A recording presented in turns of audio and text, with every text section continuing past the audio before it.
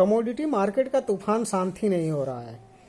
Gold और silver जो है इतनी बुरी तरीके से क्रैश हुआ, मेटल भी क्रैश हुआ और आज उसमें थोड़ी सी रिकवरी थी, लेकिन वोलेटिलिटी इतनी ज़्यादा है कि ट्रेडर वहाँ पर टिक ही नहीं सकते। चांदी को देखेंगे अगर तो वो ऊपर से जो है लगभग 4,20,000 का हाई लगाया था और वहाँ से 2,25,000 के आसपास का लो लगा दिया। तो आप देखेंगे कम से कम मान के चलिए 1,95,000 2 लाख के लगभग जो है गिर चुकी है, और वो भी सिर्फ 3-4 दिनों के अंदर ना। और गोल्ड का भी यही हाल रहा, वो भी जो है 1,80-85 के आसपास का हाई 90 के शायद था और वहां से जो है 1,35-32 तक आ गया था, अभी फिर रिकवर होके जो है 1,45-50 के आसपास है। तो इस तरीके की वोलेटिलिटी में जो ट्रेडर होते हैं ना वो टिक नहीं पाते हैं।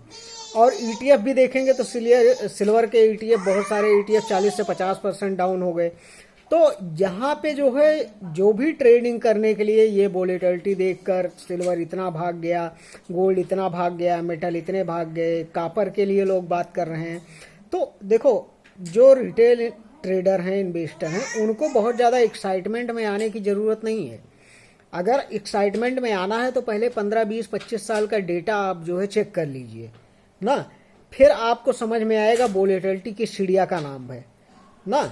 और जब कोई चीज़ भागती है तो ऐसे ही भागती है, जब कोई चीज़ गिरती है तो इसी तरीके से गिरती है। ये शेयर मार्केट का नियम है ना। तो वहाँ पर आप टिक पाओगे कि नहीं टिक पाओगे किसी के कहने पे। हमारे पास भी बहुत सारे मैसेज आए, बहुत लोगों ने मैसेज किया कि अरे यार ईटीएफ नहीं बताया, सिल्वर नहीं बताया, गोल्ड नहीं बताया। अरे भैया जहाँ आप कर रहे हो पहले उसमें कर लो, फिर बार बार हर जगह जाके मुंह मारना ना। देखो बड़े बुजुर्गों ने कहा 2 नाव पे सवारी करोगे तो पक्का डूबोगे ना। तो पहले एक मार्केट में टिको, कमोडिटी में या इक्विटी में ना, और खास करके पहले जो है कैश मार्केट में रहो ना, क्योंकि एफएनओ में आप जाओगे तो बिना हेजिंग के काम करोगे, और हेजिंग करोगे भी तो भी इस वोलेटिलिटी में नहीं संभाल पाओगे। वो इतना आपको अंदर से डर पैदा कर देगा, दहशत पैदा कर देगा कि आप वो जो है पूरा का पूरा पैसा लूज कर दोगे। तो कैश मार्केट में काम करिए। अब गोल्ड और सिल्वर जो ये वोलेटिलिटी स्टार्ट हुई है, अभी रिकवरी आ रही है। देखो तो इतना ज़्यादा गिरा तो जाहिर सी बात है अब थोड़ा ऊपर जाएगा। अब लोग फिर अगर ऊपर जाएगा फिर कल को कहने लगे 5 लाख आ रहा है, 10 लाख आ रहा है ना। गोल्ड को 5 लाख की बात करने लगे, सिल्वर का तो कहने लगे कि सिल्वर इज न्यू गोल्ड ना। अभी सिल्वर औकात में आ गया है। हाँ, तो अगर 3-4 दिन में 2 लाख सिल्वर गायब हो जाता है, ऑलमोस्ट समझिए 45% टूट जाता है ऊपर से, तो आप इस तरीके की वोलेटिलिटी में टिक पाओगे कि नहीं टिक पाओगे, पहले ये ध्यान देना है। अगर आपको करने का बहुत ही शौक है तो आप ईटीएफ के थ्रू काम करिए और वहाँ पे बाई पार्ट करिए ना। एक साथ अगर आपने पैसा लगा दिया, अगर आपने पिछले महीने पैसा लगाया था तो और अभी तक होल्ड है तो आप प्लस में हैं।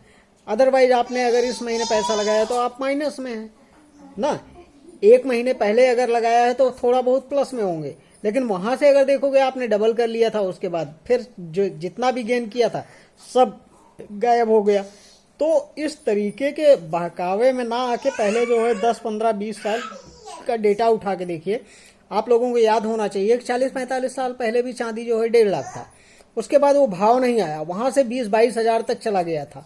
आप देखिए डेटा, मतलब वहां भी लोग कह रहे थे अरे चांदी कभी रुकेगा नहीं ना। वहां से क्या हुआ, इस तरीके से क्रैश हुआ। कोई सोच सकता था 20-25 हजार आ जाएगा? नहीं।